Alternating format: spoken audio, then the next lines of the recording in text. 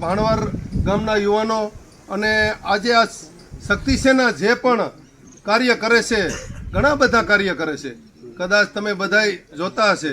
અને શક્તિ સેના એક એવી સેના છે કે બીજા સમાજને, અધર સમાજને પણ હારે લઈને કામ કરે છે કે કોઈ પણ સમાજ હોય આપણે એક હારે લઈને હાલીએ અને ત્યારે જ આપણે આપણા દેશની પ્રગતિ કરી શકીએ.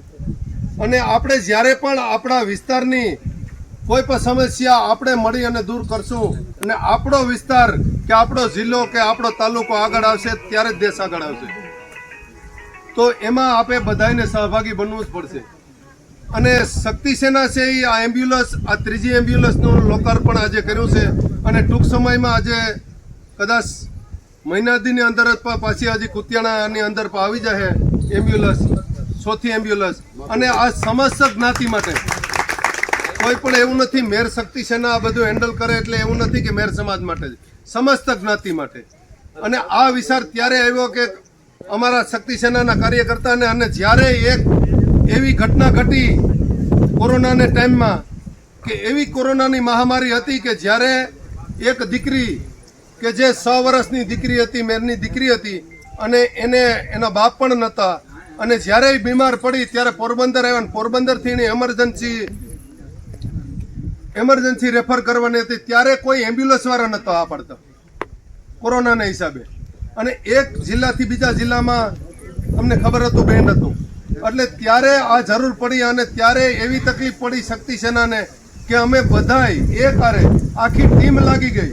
પણ જ્યારે એ એમ્બ્યુલન્સ મળી બીજે દિવસે 10 વાગ્યાનો ટાઈમ આપ્યો કે અમે કાલે આજે સાંજે 10 વાગે આવશું, ત્યારે બધાય દોડીને જ્યારે એમ્બ્યુલન્સની સગવડ કરી ત્યારે જ્યારે એમ્બ્યુલન્સ ત્યાં પૂગી તે 1 કલાકની અંદર ત્યાં પૂગ્યા અને એમ્બ્યુલન્સ પૂગી પહેલાં અડધી કલાક પહેલાં જ એ દીકરીએ એનો દેહ છોડી દીધો.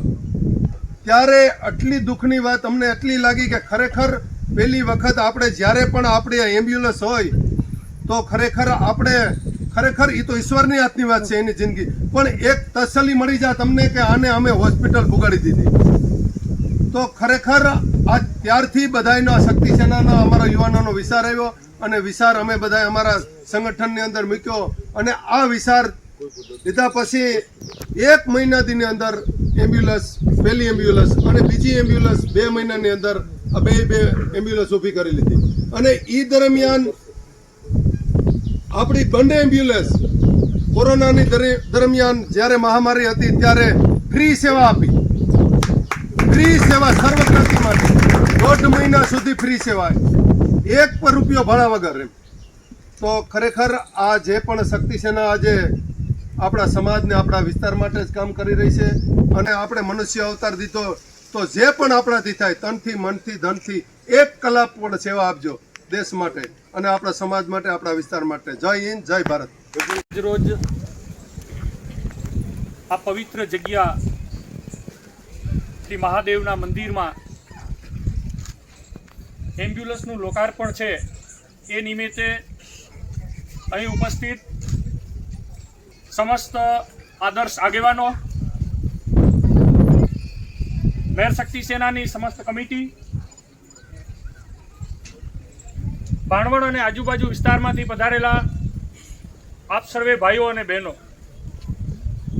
સૌ પ્રથમ તો જે લોકોએ પોતાની સેવાકીય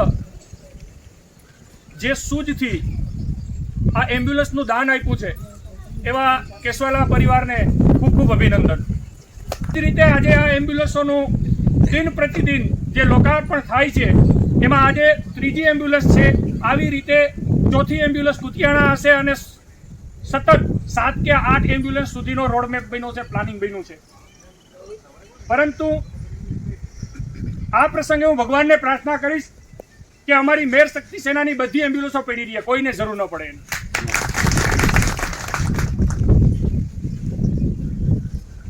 છતાં પણ ક્યારેક સમય ને સંજોગ એવા હોય કે આપણા દ્વારા બનાવેલું ઓજાર આપણે ક્યારેક એને કામમાં લેવું પડે.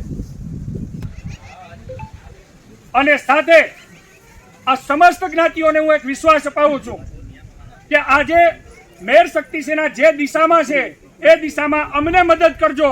અમે હરેક ક્ષેત્રમાં કામ આવીએ એવી જ્ઞાતિ છે અને આ માત્ર ને માત્ર એક મેર સમાજ એવો જ છે કે મેરનો દીકરો 24/7 અહીંયા લખ્યું છે અને મેરનો દીકરો 24/7 છે. એ કોઈ પણ જગ્યાએ કામ આવી શકે એવો હોય છે મેરનો દીકરો. એટલે આ રીતે આપણે ભેગા મળી સાથે મળી દેશની ઉન્નતિ તરફનો એક રસ્તો તૈયાર કરીએ. દેશમાં કાયમીના માટે શાંતિ આવે એક એવો રસ્તો તૈયાર કરીએ. અંદરો અંદરના ક્યારેય ઝઘડા ન થાય. હરેક વ્યક્તિ આપણી સાથે રહેતો હોય તે આઝાદીપૂર્વક હરીફરી શકે. એ પોતાની અંદરનો ભય છે એ કાઢી અને પોતાના પરિવાર સાથે જીવી શકે. હરેક માણસ જે બેકારીની અંદર આજ બેરોજગારી અંદર સપડાયો છે એ હરેક માણસ આજ પોતાની આજીવિકા માટેના સાધનો જે છે એ ક્યાંક ને ક્યાંક તૈયાર કરી શકે. હરેક માણસ જે છે એ પોતાના જે આવનાર પેઢીના જે પોતાના પેઢીના સંસ્કારો અને સંસ્કૃતિ છે એ સારી રીતે જાળવી શકે. આવા આપણે સમસ્ત બધાએ ભેગા મળીને પ્રયત્નો કરવાના છે. આમાં માત્ર એક મેર જ્ઞાતિ જ નહીં કરી શકે. મેર જ્ઞાતિને જ્યારે આપ સર્વેનો સાથ હશે, મેર જ્ઞાતિને જ્યારે આપ સર્વેનો સહકાર હશે અને જ્યારે ભાઈચારાથી આપણે ભેગા આગળ વધતા હશે તો આપણે આ જે વાત છે એને શક્ય કરી શકશું. આપણા દેશને વિશ્વગુરુ બનાવી શકશું. આપણા દેશને આ મહાસત્તા બનાવી શકશું. આપણા દેશને આ ઇકોનોમીમાંથી બહાર લાવી શકશું. અને આના માટે આપણે બધાએ ભેગા મળીને પ્રયત્ન કરવાનો રહેશે. અને આવા પ્રયત્નમાં ભાણવડ જેવો જે મેર સમાજ છે એવો મેર સમાજ આપણે તૈયાર થવું પડશે. કારણ કે થોડા વ્યક્તિઓ હોવા છતાં, રામભાઈ, વખાણ કરવાની વાત નથી, થોડી વસ્તી હોવા છતાં ભાણવડની અંદર આ 4થી કે 5મી મીટિંગ છે, 4થું કે 5મું કાર્ય છે. ભાણવડની જેમ સમસ્ત જગ્યાએ આપણે એકઠા થઈ અને આવા કાર્યો કરીએ, ખૂબ સારી રીતે આગળ વધીએ. નમસ્કાર. આજે આપણે આંગણે અને મહાદેવના સાનિધ્યમાં કેશવાલા પરિવારને હું ખૂબ ખૂબ ધન્યવાદ આપું છું કે એમના એક વિચાર અને સહયોગ માત્રથી સમાજની બહુ મોટી સેવાનું એક પ્લેટફોર્મ મળ્યું. અને કેશવાલા પરિવારને યાદ કરીએ અને માલદેવ બાપુને ન કરીએ તો આપણે એના ઋણમાંથી ક્યારેય મુક્ત ન થઈ શકીએ. સમાજનો એક વિચાર જો મલિન હોય તો પૂરા સમાજની દિશા બગાડી શકે છે અને કોઈ એક સારો વિચાર પૂરા સમાજની દિશા બદલી શકે. રાણાભાઈને, કરશનભાઈને એવો વિચાર આવે કે સમાજ સેવાનું કાર્ય કરવું છે તો સંસ્થાની સ્થાપના થઈ છે અને અમારા કિરીટભાઈ, રામભાઈ ને રમેશભાઈ જેવા દીકરાઓ રાત દિવસ દોડતા થઈ છે. એ એક સારા વિચારનું પરિણામ છે. સારું કરી ન શકીએ તો કંઈ નહીં, પણ સારું વિચારવું એ પણ એક માનવ સેવા જ છે. અને આપણે તો છીએ જ ઈદ ધરાના. આજે 15મી ઓગસ્ટ છે ત્યારે અનેક નવયુવાનોએ બલિદાન આપેલું, ત્યારે આપણે આઝાદ હવામાં શ્વાસ લઈ રહ્યા છીએ. ત્યારે 75 વર્ષ પૂરા થતા અને આપણા નાગાર્જુનને 50 વર્ષ પૂરા થાય છે શહીદના, ને મોઢવાડાની માટી લેવા દિલ્હીને આવવું પડે તો એનાથી વિશેષ સન્માન આપણા માટે શું હોય છે. અને ત્યારે મને કહેવાની ઈચ્છા થાય, અમર ઇતિહાસ છે આ ધરાનો, સુરવીરોની સરવાણી ફૂટી હતી, માં ભમ કાજે ખપી જવું, લહેર કેવી ઉઠી હતી. મરો કા મારો ના ઝૂકવું કદી, એ વાતને લક્ષ્ય બનાવી ચૂંટી હતી. મૃત્યુંજયની રાહને એ આહુતિના હવનમાં હોમાઈ અને આહુતિની મજા લૂંટી હતી. આ સાથે વિશેષ કઈ ન કહેતા. મેર શક્તિ સેનાનો ઉદય છે એ 3.5 વર્ષ પહેલાં થયો ને આજે એટલો જો પરિચય બધા જાણતા હોય એના માટેનું સાચું રીઝન શું છે એ હું આપ સૌને કહેવા માગું છું. તો મેર શક્તિ સેનાની અંદર ઘણી બધી કમિટીઓ કામ કરે છે. પહેલી કમિટી છે એમ્બ્યુલન્સ કમિટી છે. આપ સૌ જાણો છો 2 એમ્બ્યુલન્સ કમિટી છે, એક ઇકો અને અર્ટિકા. પહેલાં સૌ પ્રથમ ગાડી છે એ અર્ટિકાનું આપણે જે ગોરક્ષ આશ્રમ છે ત્યાં ઓરદર મુકામે આપણે ઓપનિંગ કર્યો હતો. બીજા નંબરમાં જે આ ઓપનિંગ છે એ આઈમાઈએ ત્યાં કર્યું હતું ઇકો ગાડીનું. અને આ ત્રીજી ગાડી છે કે જેનો આજે ઓપનિંગ થઈ રહ્યો છે. અને ચોથી ગાડી અર્ટિકા છે.